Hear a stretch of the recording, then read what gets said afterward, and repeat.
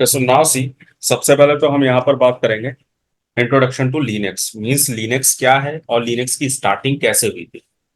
सो अगर हम यहाँ पर सबसे पहले हम्म। बात करें लिनक्स की, तो लिनक्स से पहले हमें बात करनी पड़ेगी यूनिक्स की, क्योंकि सबसे पहले जो स्टार्टिंग हुई थी वो यूनिक्स की हुई थी। अब यूनिक्स की स्टार्टिंग कैसे हुई थी? सो अगर हम यहाँ पर बात करें तो बिफोर 1964, यानी 1964 से पहले मार्केट के अंदर ऐसा कोई भी ऑपरेटिंग सिस्टम नहीं था जो कि मल्टी यूजर फीचर हो, मल्टी यूजर एंड मल्टीटास्किंग भी उस टाइम नहीं था। सो मल्टीटास्किंग फीचर को सपोर्ट करे ऐसा कोई भी ऑपरेटिंग सिस्टम उस समय मार्केट में नहीं था। लेकिन जैसे जैसे टेक्नोलॉजी बढ़ रही थी, सो उस समय ऐसे ऑपरेटिंग सिस्टम की जरूरत पड़ी जिसपे मल्टी यूजर वर्क कर सकें, यानी एक साथ कई लोग जो है उस पर काम कर सकें, या फिर एक साथ कई काम को किया जा सके, तो इसकी जरूरत पड़ने लगी। तो इसी चीज को देखते हुए eighty and T well laboratory, eighty and T well laboratory plus MIT and generic electronics, generic electronics, right, ये इन तीनों ने मिलकर जो है एक प्रोजेक्ट स्टार्ट किया। इन तीनों ने मिलकर एक प्रोजेक्ट स्टार्ट किया, जिस प्रोजेक्ट में इन्हें एक ऐसा ऑपरेटिंग सिस्टम बनाना था जो कि मल्टी यूजर हो, मल्टीटास्किंग, और साथ में पोर्टेबल भी हो, तो वेल एंड गुड है, सिक्योर होना चाहिए, इस टाइप का इन्हें एक ऑपरेटिंग सिस्टम बनाना था। इन लोगों ने इस तरीके का ऑपरेटिंग सिस्टम बनाना स्टार्ट कर दिया इस 1964 में। बट आफ्टर 5 ईयर यानी 1969 में ये लोग इस तरीके का कोई भी ऑपरेटिंग सिस्टम नहीं बना पाए और इन्हें ये जो प्रोजेक्ट था वो विड्रॉ करना पड़ा। सो इन्होंने 1969 में ये प्रोजेक्ट विड्रॉ कर दिया। बट इसी टीम में से, यानी AT and T Bell laboratory की टीम में से दो साइंटिस्ट थे जिनका नाम था Ken Thompson, Ken Thompson and Dennis Ritchie, Dennis Ritchie. ये दो साइंटिस्ट ने इस प्रोजेक्ट को दोबारा से स्टार्ट किया 1969 में। इन्होंने बोला कि हम इस प्रोजेक्ट पर दोबारा से काम करेंगे और ट्राई करेंगे कि हम इस तरीके का एक ऑपरेटिंग सिस्टम बना पाए। और इन्होंने 1971 में, 1971 यानी आफ्टर 2 ईयर, इन्होंने एक इस तरीके का ऑपरेटिंग सिस्टम बनाया भी। इन्होंने जो बनाया था वहां पर उस समय वो बनाया था यूनिक्स। ठीक, यूनिक्स बनाया। यूनिक्स जो बनाया था ओके। वो एक्चुअल में क्या था, वो पूरा का पूरा ऑपरेटिंग सिस्टम नहीं था, वो कर्नल था। अब क्वेश्चन आता है कि व्हाट इज कर्नल। सो पहले मैं आपसे जानना चाहूंगा, अगर कर्नल वर्ड के बारे में आपने कभी सुना हो, कर्नल का मतलब क्या होता है? जी सर, कर्नल जो है रिसोर्सेज और ऑपरेटिंग सिस्टम के मिडल लेयर उसके दरमियान जो उसका काम करता कि अगर हम इसे देखना चाहें तो मतलब ये है। कहाँ सर पे इट्स अवेलेबल अ होता है? Kind of software that facilitates the interaction between the resources and the operating system. Okay, perfect. Okay, so अगर इसे और ज्यादा एक्सप्लेन करें तो हम कह सकते हैं कर्नल के लिए सबसे पहले तो हम तो बात करेंगे ऑपरेटिंग सिस्टम की। ऑपरेटिंग सिस्टम जो है कोई भी, वो दो पार्ट से मिलकर बना हुआ है, right. Any operating system is made up of two parts, that is first is kernel part and plus utility. यानी कोई भी ऑपरेटिंग सिस्टम जो बनाया गया है वो कर्नल प्लस यूटिलिटी को यूज करके बनाया है। अब अगर हम यहाँ पर देखें तो आपने Okay. सुना होगा कोई भी ऑपरेटिंग सिस्टम बनाने के लिए वहां पर प्रोग्रामिंग लैंग्वेज में बहुत सारी मल्टीपल लाइंस ऑफ कोड लिखे जाते हैं, बहुत सारे लाइंस ऑफ कोड रहते हैं। और वो सारे कोड जो है वो मतलब ये बताते हैं कि ये ऑपरेटिंग सिस्टम किस तरीके से काम करेगा, या फिर इस ऑपरेटिंग सिस्टम में क्या क्या फीचर होने चाहिए, क्या क्या ऑप्शन होने चाहिए, इंटरफेस कैसा होना चाहिए, वो सारे कोड्स इसके लिए होते हैं। अब अगर हम इस कोड की बात करें, ये जो मल्टीपल लाइंस ऑफ कोड है, इसके भी दो पार्ट है। यही क्या, ये ऑपरेटिंग सिस्टम है, यानी इसके दो पार्ट। हमने क्या बात करी, कर्नल। अब इन्हीं कोड में कुछ लाइंस जो है वो कर्नल का पार्ट है। अब ये कर्नल क्या करता है, आपके ऑपरेटिंग सिस्टम का कोर पार्ट है ये। कोर पार्ट मीन्स जितना भी काम आपका ऑपरेटिंग सिस्टम का करता है, मीन्स ऑपरेटिंग सिस्टम का काम क्या करता है, ये आपके जो एप्लीकेशन सॉफ्टवेयर है, जो भी आप सॉफ्टवेयर यूज करते हो, उससे इंटरेक्ट करवाता है आपके हार्डवेयर के साथ में, राइट। यानी अगर मैंने कोई भी एक म्यूजिक प्लेयर पे जाके एक म्यूजिक प्ले किया है, सो मेरे हार्डवेयर को कौन अटैच कराएगा उस म्यूजिक के साथ में, क्योंकि मुझे एक म्यूजिक प्ले करने के लिए क्या चाहिए होगा, मुझे प्रोसेसर भी चाहिए, रैम भी चाहिए, स्पीकर भी चाहिए, मुझे वो सारी हार्डवेयर चाहिए, तो इन सारे हार्डवेयर को कनेक्ट कौन करवाएगा उस सॉफ्टवेयर के साथ में? वो है यहाँ पर हमारा ऑपरेटिंग सिस्टम। ऑपरेटिंग सिस्टम का कौन सा पार्ट? कर्नल।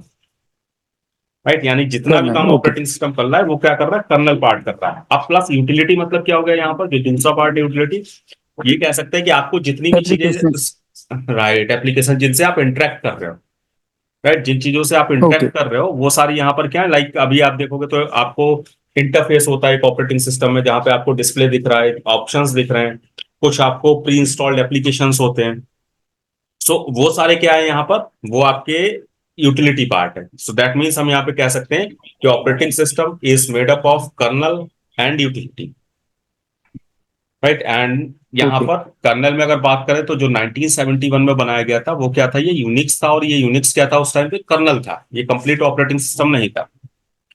इसके बाद क्या हुआ, यूनिक्स मार्केट में तो आ चुका था, लेकिन अभी तक ये इतना पॉपुलर नहीं हुआ था, ना ही इसे बहुत सारी ऑर्गेनाइजेशंस या बहुत सारे लोगों ने परचेस किया था। पहला तो क्या था, ये जो है वो आपका कह सकते हैं परचेस मॉडल पे था, यानी अगर आपको इसे यूज करना है तो इसका लाइसेंस आपको परचेस करना पड़ेगा। दूसरा क्या था, इसका जो पहला वर्जन मार्केट में सेल हुआ था वो हुआ था 1975 में। 1975 में जब इसका वर्जन 6 आया था, और वर्जन 6 जब आया था तो इस यूनिक्स का नाम बदलकर UNIX कर दिया गया था, यूनिक्स, राइट। एंड यहां पर जो सेल किया गया था वो यूनिवर्सिटी ऑफ इलिनॉइस, ये एक यूनिवर्सिटी का नाम था जिन्होंने इसे परचेस किया था, यूनिवर्सिटी ऑफ इलिनॉइस। इसके बाद धीरे धीरे मार्केट में ये पॉपुलर हुआ, बहुत सारी ऑर्गेनाइजेशंस ने भी इसे परचेस किया और उसका यूज करके, क्योंकि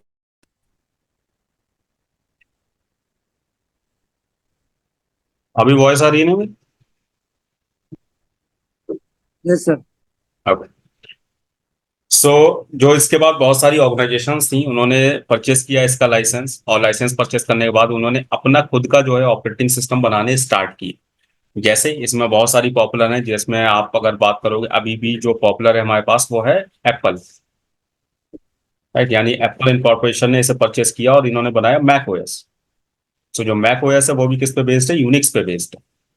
इसी तरीके से और भी बहुत सारी ऑर्गेनाइजेशंस हैं जिन्होंने बनाया, मीन सीजे ओरेकल ने भी बनाया, ओरेकल ने अपना लिनक्स बनाया, या फिर सोलरिस बनाया गया है, या जिसे सन सोलरिस नाम से बनाया गया, यानी बहुत सारे अगर आप देखोगे यहाँ पर। So just not where is an on it, यहाँ पर देखो ये सारी के सारी जो लिस्ट है यहाँ पर। एक मिनट और कौन हो? ओके, आपकी बारी थी ना? हाँ जी सर, मैं हूँ यहाँ पे। ओके, ओके, ठीक है। तो यहाँ पे आप देखोगे जैसे AIX OS बनाया गया, इसे IBM ने बनाया, HP यूनिक्स OS बनाया गया, इसे HP ने बनाया, सन सोलिस बनाया गया, इसे सन माइक्रो सिस्टम ने, और जैसा मैंने कहा कि एप्पल ने बनाया अपना मैक OS। तो इस तरीके से बहुत सारी कंपनीज ने जो है इसका लाइसेंस परचेस किया, इसके कर्नल को यूज किया, और साथ में इन्होंने अपने अपने ऑपरेटिंग सिस्टम बनाए। बट उस समय भी प्रॉब्लम क्या रही, और इस समय भी ये प्रॉब्लम आई क्या आई? सबसे पहला तो आपको यूनिक्स के साथ में पहला तो ये क्या है, ये हार्डवेयर बेस्ड है, hardware based. Hardware based means हम क्या कह सकते हैं, लाइक आप अगर एप्पल का बनाया हुआ मैक ओएस यूज करते हो तो इसके लिए एक स्पेसिफिक हार्डवेयर है। ऐसा नहीं है आप किसी भी लैपटॉप पे या किसी भी सिस्टम पे आप उसे यूज कर सको, कहीं भी आप इंस्टॉल कर सको। इसके लिए आपको क्या चाहिए होगा, आपको जो है मैक सिस्टम ही चाहिए होंगे, मैक पीसी चाहिए होंगे, वहीं आप इसे इंस्टॉल कर सकते हो। इसी तरीके से अगर आप और भी कोई करते हो, लाइक HP यूनिक्स ओएस करते हो, तो इस पे स्पेसिफिक HP सिस्टम्स हैं जिसमें आपको इंस्टॉल करना होगा। AIX के लिए आपको IBM के सिस्टम यूज करने होंगे। सन सॉलिड्स के लिए आपको सन माइक्रो सिस्टम के, यानी कि हार्डवेयर बेस्ड है। पहला प्रॉब्लम ये, जिसकी वजह से क्या है कि मार्केट में हर कोई इसे यूज नहीं कर सकता, क्योंकि कंपनीज को क्या चाहिए, कंपनीज को चाहिए कि हार्डवेयर बेस्ड ना हो। बहुत सारी कंपनीज कर रही हैं, ऐसा नहीं है कि इस समय मार्केट के अंदर यूनिक्स नहीं है, यूनिक्स भी मार्केट के अंदर है, यूनिक्स भी बहुत सारी कंपनीज यूज कर रही हैं। बट ये इतना ज्यादा पोर्टेबल नहीं था कि इसे किसी भी डिवाइस में या हर जगह यूज किया जा सके। सो इससे ज्यादा पॉपुलर के लिए क्या है, फिर ये जरूरत पड़ी। दूसरा क्या था, ये जैसा कि हमने बताया ये आपका क्लोज सोर्स है। क्लोज सोर्स मीन्स क्या है कि इसे कोई भी अपने अकॉर्डिंग इसे मैनेज नहीं कर सकता, अपने अकॉर्डिंग कोई भी इसे मेंटेन नहीं कर सकता। क्लोज सोर्स है, यानी इसका लाइसेंस जो है वो स्पेसिफिक ऑर्गेनाइजेशन के पास ही है। तीसरा क्या है यहाँ पर, ये जो है इसके लिए आपको पे करना पड़ता है, यानी इसके लिए आपको पे करना पड़ेगा। दूसरा, अगर हम यहीं पे कंपेयर करें लिनक्स के साथ, लिनक्स के साथ में कंपेयर करें तो उससे पहले हम बात करें लिनक्स की स्टार्टिंग कैसे हुई। सो लिनक्स की स्टार्टिंग के लिए बात करें, सो यहाँ पर लिनक्स की स्टार्टिंग के लिए क्या हुआ, जब ये सारी प्रॉब्लम आई मार्केट के अंदर हमें एक ऐसा ऑपरेटिंग सिस्टम तो मिल चुका था कि जो कि मल्टी यूजर था, प्लस मल्टीटास्किंग को सपोर्ट करता था उस समय। बट उसके बाद भी ये सारी प्रॉब्लम आने लगी। सो 1991 में लिनस टोरवाल्ड नाम के एक कंप्यूटर साइंस स्टूडेंट ने यूनिक्स के ही कोड को यूज करके, इन्होंने क्या किया, यूनिक्स पे बेस्ड इसे क्यों बताया जाता है, क्योंकि इन्होंने लिनक्स को बनाने के लिए यूनिक्स के कोड को यूज किया। मीन्स यूनिक्स के कोड को इन्होंने देखा और उसी का यूज करके उसमें चेंजेस करके और इन्होंने बनाया एक नया कर्नल। ये भी जो इन्होंने बनाया था वो कर्नल था, वो पूरा ऑपरेटिंग सिस्टम नहीं था। लिनक्स 1991 में इन्होंने बनाया। इन्होंने वो सारी चीजों का ध्यान यहाँ पे रखा था जो कि यूनिक्स में नहीं मिल पा रही थी, लाइक हार्डवेयर बेस्ड। सो ये क्या बनाया था इन्होंने, लिनक्स कैसा बनाया था, पोर्टेबल। पोर्टेबल मीन्स क्या है कि ये किसी भी टाइप के हार्डवेयर पर सपोर्ट कर सकता है। यानी कि अगर आप बात करें तो एचपी का सिस्टम हो, चाहे डेल का सिस्टम हो, चाहे आपका मैक ओएस, मतलब sorry not Mac OS, HP हो, डेल हो, लिनोवो हो, या फिर कोई भी सिस्टम है उस पर आप इसे इंस्टॉल कर सकते हो। प्लस ये हर डिवाइस के लिए अवेलेबल, लाइक आपके मोबाइल डिवाइस के लिए, आपके कोई भी स्मार्टफोन है, स्मार्ट टीवी है, या फिर आप देख रहे हो स्मार्ट फ्रिज, स्मार्ट एसी, हर जगह आज लिनक्स दिया गया है। आप एटीएम देखते हो, बहुत सारे एटीएम्स के अंदर, बहुत सारी मशीन्स के अंदर भी ये दिया जा रहा है। यानी इस तरीके का बनाया गया कि किसी भी टाइप के हार्डवेयर को सपोर्ट कर सके। अब ये भी कर्नल था उस समय। अब जब ये कर्नल था तो क्या जरूरत थी इसे ऑपरेटिंग सिस्टम बनाने की। सो इन्होंने क्या किया, इन्होंने इसे ओपन सोर्स बनाया। इन्होंने इसे ओपन सोर्स बनाया। ओपन सोर्स का मतलब क्या है कि इसके सोर्स कोड जो है वो ओवर द इंटरनेट जो है अवेलेबल है। कोई भी अगर उसे एक सोर्स को चाहता है मॉडिफाई करना, कोई भी अपना ऑपरेटिंग सिस्टम बनाना चाहता है, तो ओवर द इंटरनेट आप kernel.org साइट पे जाके, इसके लिए जो साइट अवेलेबल है वो है kernel.org। यहाँ पर आप जाते हैं तो यहाँ पे बहुत सारे कर्नल मिल जाते हैं। आप उस कर्नल को यूज करके अपने अकॉर्डिंग मॉडिफाइड करके, अगर आप डेवलपर हो तो आप अपना खुद का ऑपरेटिंग सिस्टम बना सकते हो। तो इन्होंने इसे क्या रखा, ओपन सोर्स रखा।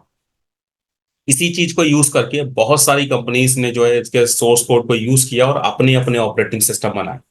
जिसमें से जैसा कि हमने बात किया था कि यहाँ पर लिनस टोरवाल्ड ने 1991 में यहाँ पर ये लिनक्स का कर्नल बनाया था। इन्हीं ने, यानी लिनस टोरवाल्ड ने ही सेम अपने कर्नल को यूज करके 1993 में एक ऑपरेटिंग सिस्टम भी बनाया, जिसका नाम था उस समय RHL, रेड हैट लिनक्स। यानी रेड हैट लिनक्स भी क्या है, वो इन्होंने ही बनाया था, लिनस टोरवाल्ड ने 1993। इसके बाद क्या हुआ, इसके बाद इन्होंने जो है अब नाम चेंज करके आज की डेट में आप देखते हो तो इसका नाम जो है वो RHEL है। उस समय जब बनाया था तो इन्होंने एंटरप्राइज पर्पज से नहीं बनाया था, बट आगे इन्होंने उसे चेंज करके, उसे मॉडिफाइड करके उसे इस तरीके का बनाया कि आज एंटरप्राइज के लिए यूज हो रहा है। यानी सर्वर लेवल पे अगर आपको सर्वर बनाना है, या फिर ऑर्गेनाइजेशंस के अंदर जहां भी यूज हो रहा है आपके, कह सकते हैं कि सर्वर को या क्लाइंट को कंट्रोल करने के लिए, सारी चीजों के लिए, तो वहां पर ये RHEL यूज होता है, रेड हैट लिनक्स। सो रेड हैट लिनक्स की स्टार्टिंग कब हुई थी, 1993 में। ठीक, यहां तक बताओ अगर किसी को कोई डाउट हो।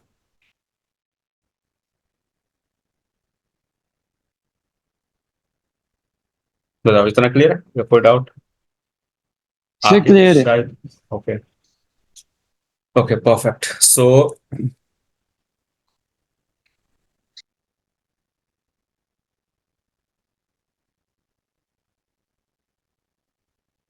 ठीक है, सो यहाँ पर अगर हम देखेंगे, सो यहाँ पर आते हैं फीचर ऑफ लिनक्स पे। सो फीचर ऑफ लिनक्स जैसा अभी भी हमने डिस्कस किया था, सबसे पहला तो यहाँ पर क्या है, open source is highly flexible as compare to close source. Linux क्या है, ओपन सोर्स है। दूसरा क्या है, कस्टमाइजेबल है, यानी कि ओपन सोर्स इसके कोड है इसलिए इसे कस्टमाइज किया जा सकता है। इसके अलावा यहाँ पर नो हार्डवेयर डिपेंडेंसी, हार्डवेयर की कोई भी डिपेंडेंसी नहीं, किसी भी डिवाइस में इसे इंस्टॉल किया जा सकता है। प्लस क्या है, ये चीपर है। चीपर मीन्स क्या है, अगर हम बात करें, सो आप किसी भी लिनक्स को, इस समय अगर हम बात करें तो मार्केट के अंदर लगभग 600 प्लस टाइप के लिनक्स ऑपरेटिंग सिस्टम अवेलेबल। यानी हर पर्पस के लिए इन्होंने जो है यहाँ पर अलग अलग कंपनीज ने जो है अपने लिनक्स की बेस्ड ऑपरेटिंग सिस्टम बनाए हुए हैं। जैसे आप रेड हैट, सेंटोस, फेडोरा, या फिर इसके अलावा काली लिनक्स, पैराटोएस, बैकट्रैक, बहुत सारे आप देखोगे तो इस समय लगभग 600 प्लस ऑपरेटिंग सिस्टम अवेलेबल। दूसरा क्या है, ये सारे के सारे ऑपरेटिंग सिस्टम आप फ्री ऑफ कॉस्ट यूज कर सकते हो। यानी सारे के सारे फीचर आप कर सकते हो। जैसे अगर आप विंडो से कंपेयर करो, सो विंडो ऑपरेटिंग सिस्टम फ्री नहीं है। विंडो ऑपरेटिंग सिस्टम की अगर हम बात करें, सो यहाँ पर विंडोज 10 प्रो, विंडोज 10 के अगर प्रोफेशनल वर्जन की हम बात करें, सो इसका जो लाइसेंस है फॉर 1 ईयर, इसकी कीमत लगभग इंडियन रुपीस में जो है 15,000 है, जो कि हर किसी के लिए पॉसिबल नहीं है। ऑर्गेनाइजेशंस कर सकती हैं, ठीक है, वो पे करती हैं, बहुत सारी जो यूज करती हैं विंडोज को वो पे भी करती हैं, बट ये हर किसी के लिए पॉसिबल नहीं है। अगर कोई छोटी ऑर्गेनाइजेशन स्टार्ट कर रहा है, या फिर और भी इसके बहुत सारे डिसएडवांटेज हैं लाइक सिक्योरिटी पर्पज से, सो वहां पे ये चार्जेस जो है काफी ज्यादा है। जबकि आप लिनक्स में बात करो तो आप फ्री ऑफ कॉस्ट सारे के सारे फीचर यूज कर सकते हो, उसके लिए आपको कोई पेयर नहीं करना है। हाँ, कुछ ऐसे लिनक्स के कह सकते हैं डिस्ट्रीब्यूशन है जहां पर आपके पास सब्सक्रिप्शन का ऑप्शन अवेलेबल है।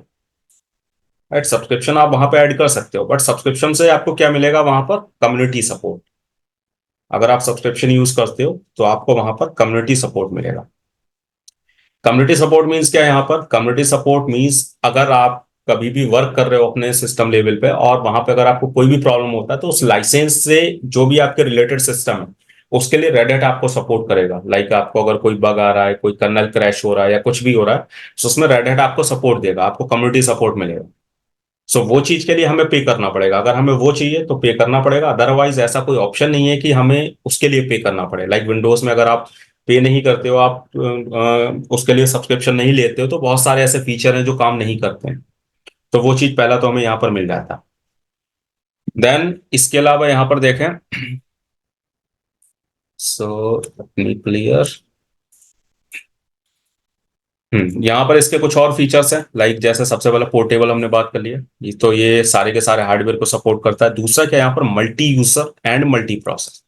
सो मल्टी यूजर के बारे में, ओके, मल्टी यूजर का मतलब क्या है? कोई बता सकता है? What is the mean of multi user?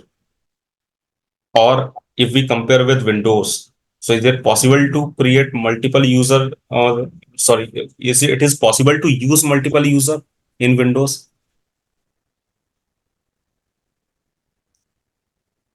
Sir Windows में तो पॉसिबल नहीं है मेरे ख्याल में, शायद लिनक्स में भी कि हम मल्टीपल यूजर क्रिएट करके और उसको सेंट्रलाइज्ड ऑपरेटिंग सिस्टम के तौर पे सबको कनेक्ट कर सकते ओके, सो अगर हम इसकी बात करें यहाँ पर, तो मल्टी यूजर मतलब क्या हो गया? पहला तो कि हम मल्टीपल यूजर को सेम टाइम पे यूज कर पाए, that is called multi user.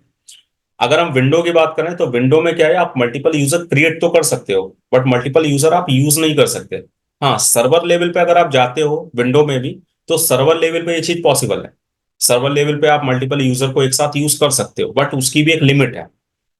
आप एक लिमिट तक उसे यूज कर सकते हो। जबकि अगर आप लिनक्स से कंपेयर करोगे, तो लिनक्स में पहला तो क्या है कि अगर आप सर्वर क्रिएट नहीं भी कर रहे हो, तो लिनक्स में आप मल्टीपल यूजर बना भी सकते हो और सेम टाइम पे यूज भी कर सकते हो, पहला। दूसरा, यहाँ पे जो मल्टीपल यूजर आप यूज करोगे वो अनलिमिटेड है, मतलब उसकी कोई लिमिट नहीं है। आप जितना यूजर चाहो उतने बना सकते हो, आप उतने यूजर को एट द सेम टाइम पे यूज कर सकते हो, कनेक्ट करवा सकते हो। सो ये चीज लिनक्स में पॉसिबल है। राइट, दूसरा यहाँ पर अगर हम सिक्योरिटी की बात करें, सो लिनक्स जो है वो सिक्योर भी है। लिनक्स की सिक्योरिटी की बात करें तो Linux provide user security using authentication feature like password protection, control access to specific files, encryption data, ऐसी Linux hierarchical file system. Like यहाँ पे अगर हम सिक्योरिटी की भी बात करें, सो लिनक्स में जो इंक्रिप्शन रहता है, लिनक्स में इंक्रिप्शन जो बात काम करता है वो एसएचए करता है। राइट, एसएचए करता है, ये इंक्रिप्शन का नाम है। और एसएचए में भी क्या रहती है? यहाँ पर की ऑफ बिट्स रहती है। यानी कि अगर हम बात करें एसएचए की, सो एसएचए में भी हमारे पास 256, या फिर एसएचए में और बात करोगे तो 512, एसएचए 1024, एसएचए 2048, ये सारे क्या है? बिट्स ऑफ की हैं। मतलब कितने बिट्स की आपकी की क्रिएट होगी। जब भी अगर कोई अटैकर भी उसे डिक्रिप्ट करना चाहता है, सो उसे ये लिए उतना ही ज्यादा टफ होगा जितनी ज्यादा बिट्स होंगी। बाय डिफॉल्ट आपका रेड हैट लिनक्स जो है वो 512 ये की को सपोर्ट करता है। यानी कि अगर आपके डेटा को कोई भी डिक्रिप्ट करना चाह रहा है, आपको कोई भी पासवर्ड या किसी भी चीज को कोई डिक्रिप्ट करना चाह रहा है, तो उसे इसी इंक्रिप्शन का सामना करना पड़ेगा, जो कि डिक्रिप्ट करना काफी टफ है। अगर आप सिक्योरिटी लेवल पे जाते हो, आप एज अ एथिकल हैकिंग पे जाते हो, तो वहां पे अगर इसे देखोगे तो इसमें, अगर मैं एक दुनिया का सबसे अच्छा हैकर भी लेके आता हूँ, दुनिया का सबसे अच्छा हैकर, और उससे अगर मैं बोलता हूँ कि आपको विंडो को क्रैक करना है, तो विंडो में कौन सा इंक्रिप्शन है? यहाँ पर MD5 है, जो कि उस अच्छे अटैकर के लिए मुश्किल से 5 मिनट का काम। यानी वो लगभग 5 मिनट के अंदर इसे क्रैक कर सकता है। उसी सेम हैकर से अगर मैं बोलूं कि उसे इस पे अटैक करना है तो उसके लिए उसे कई दिन का टाइम लगेगा, कई दिन लग जाएंगे इसे अटैक करने के लिए, इसे क्रैक करने के लिए। अब जब कई दिन का टाइम लगेगा मीन्स ये बहुत ज्यादा सिक्योर है, और हम उस टाइम में अपनी सिक्योरिटी को इनहेंस भी कर सकते हैं। हम इस की को ले जाकर 2048 तक ले जा सकते हैं। यानी अगर हम 2048 तक ले जाते हैं तो कई महीनों भी लग सकते हैं उस अटैकर को क्रैक करने में। सो पहला तो हमें यहाँ पर लिनक्स में ये एडवांटेज मिल जाता है। दूसरा क्या, एसी लिनक्स यहाँ पे सपोर्ट करता है। अच्छा, एसी लिनक्स का नाम सुनो? यस सॉरी, सुना है नहीं? Sir, security enhanced Linux. Security enhance Linux, okay. क्या मतलब होता है इसका? सर इसमें हर फाइल, हम्म। रिसोर्स, डायरेक्टरीज, हर किसी का एक स्पेसिफिक लेबल असाइन करता है सी लिनक्स जो। परफेक्ट। और उसी की उसे अकॉर्डिंगली आइडेंटिफाई करता है सिस्टम उसको जो है। तो एक प्रोसेस दूसरे प्रोसेस को इंटरप्ट या उसको वो नहीं कर सकता, मतलब जैसे उसमें राइट। मैच नहीं क्रिएट होता उसमें। It's a kind of the layer between the different domains in a system. Okay, perfect. AC Linux काफी हद तक ठीक बताया। अगर हम एसी लिनक्स को और ज्यादा सिंपल करें, सो अगर मैं आपको एक एग्जांपल के साथ कंपेयर करूं, सो हम एक एग्जांपल ले सकते हैं। लाइक मेरे पास ये एक ऑफिस है, ठीक, ये ऑफिस है, और इस ऑफिस में मल्टीपल फ्लोर्स हैं। लाइक यहाँ पर मेरे पास फ्लोर 1, फ्लोर 2, फ्लोर 3, ये मेरे पास फ्लोर 2, फ्लोर 3। अब इस किसी भी कंपनी के या इस ऑर्गेनाइजेशन की हम बात करें तो यहाँ पर सबसे पहला तो क्या होता है, सबसे पहला ये गेट एरिया है।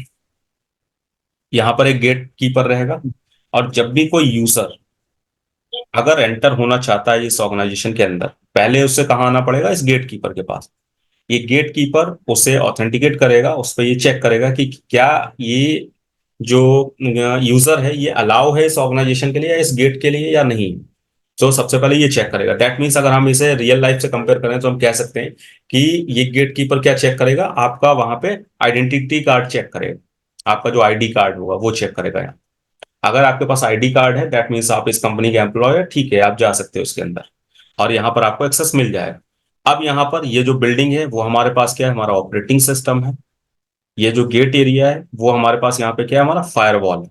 यानी पहला तो सिक्योरिटी हमारे ऑपरेटिंग सिस्टम की क्या होती है, फायरवॉल। अगर हम चाहते हैं कोई भी यूजर जब एंटर करे और हम उसे फायरवॉल में वहां पे अलाउ या डिनाई कर सकते हैं, अगर वो फायरवॉल में अलाउड है तो वो आपके ऑपरेटिंग सिस्टम में एंटर कर सकता है, पहली चीज। दूसरा, हम सिक्योरिटी क्या रख सकते हैं, दूसरा यहाँ पर जो एसी लिनक्स है, अगर हम उसे कंपेयर करें तो दूसरी यहाँ पर सिक्योरिटी, लाइक हमारे पास फ्लोर 3, फ्लोर 2, फ्लोर 1 है।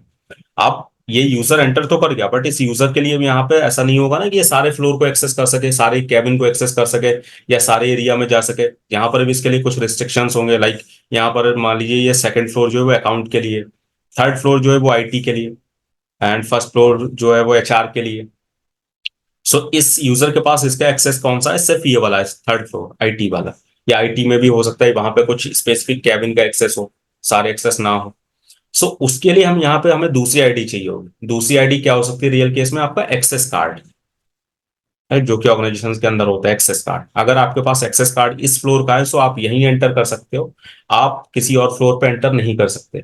सो ये जो एक्सेस कार्ड है वो हमारा क्या, लाइक एसी लिनक्स है। एसी लिनक्स क्या करेगा, एसी लिनक्स से हम जितनी भी, ये जो एसी लिनक्स काम करता है वो आपके डायरेक्टरी लेवल पे करता है। यानी जितनी डायरेक्टरी है, डायरेक्टरी का मतलब यहाँ क्या होता है, विंडो में जो हम फोल्डर की बात करते हैं वही यहाँ पे डायरेक्टरी। सो डायरेक्टरी लेवल पे मीन्स क्या है कि यहाँ पर आपके पास जितनी भी डायरेक्टरी है, जितना भी डेटा है, या फिर जितनी भी आपके पास प्रोसेस चल रही है, सर्विस चल रही है, उस सबके लिए क्या एक लेवल असाइन हो, उन सबको एक आइडेंटिटी मिलेगी, उस सबको एक आईडी मिलेगी, लाइक एक्सेस कार्ड की तरह। अब वो आईडी से क्या होगा, जिसके पास जिस चीज का एक्सेस होगा सिर्फ वही एक्सेस कर सकता है। लाइक नॉर्मली क्या है, अगर हमारे पास एसी लिनक्स जैसा कुछ ना हो, सो क्या होगा, अगर हम एचटीटीपी का यूज करते हैं, एचटीटीपी मीन्स क्या है कि हम इसे as a web server use करते हैं। सो इस वेब सर्वर को कोई भी पूरा कंप्लीटली एक्सेस कर सकता है, यानी सारी डायरेक्टरी, सारी फाइल, सारे डेटा को एक्सेस किया जा सकता है। बट अगर यहाँ पे ऐसी लिनक्स काम कर रहा है दैट मीन्स वहां पे क्या होगा कि एचटीटीपी सिर्फ उसी डायरेक्टरी को एक्सेस कर पाएगा जिसका पास इसका सेम लेवल है। यानी कि जिनके लेवल मैच करेंगे। लेवल मैच मतलब क्या है कि ऐसी लिनक्स में एचटीटीपी आपकी जो सर्विस है उसका लेवल और आपकी जो डायरेक्टरी है उसका लेवल सेम होना चाहिए। अगर सेम है तभी आप एक्सेस कर पाओगे, बाकी डायरेक्टरी कोई एक्सेस नहीं कर पाएगा। जिससे हमने ये सिक्योरिटी भी यहाँ पे बढ़ा दी कि ठीक है फायरवॉल से है तो हमें अलाउ कराना जरूरी था, हमने अलाउ करा दिया। बट हम चाहते हैं कि जो सामने वाला यूजर है वो सिर्फ कुछ स्पेसिफिक डेटा को ही एक्सेस कर पाए, हमारा कंप्लीट ऑपरेटिंग सिस्टम या हमारे सारे डेटा को एक्सेस ना कर पाए। तो वो चीजें हम इस तरीके से यहाँ पे रिस्ट्रिक्ट कर सकते हैं। इसे कहते हैं एसी लिनक्स। बताओ इसमें कोई डाउट? नो जी सर। सर, कोई प्रॉब्लम नहीं। परफेक्ट। नेक्स्ट है यहाँ पर हायरार्किकल फाइल सिस्टम। ठीक है, हायरार्किकल फाइल सिस्टम का मतलब सुना है कुछ?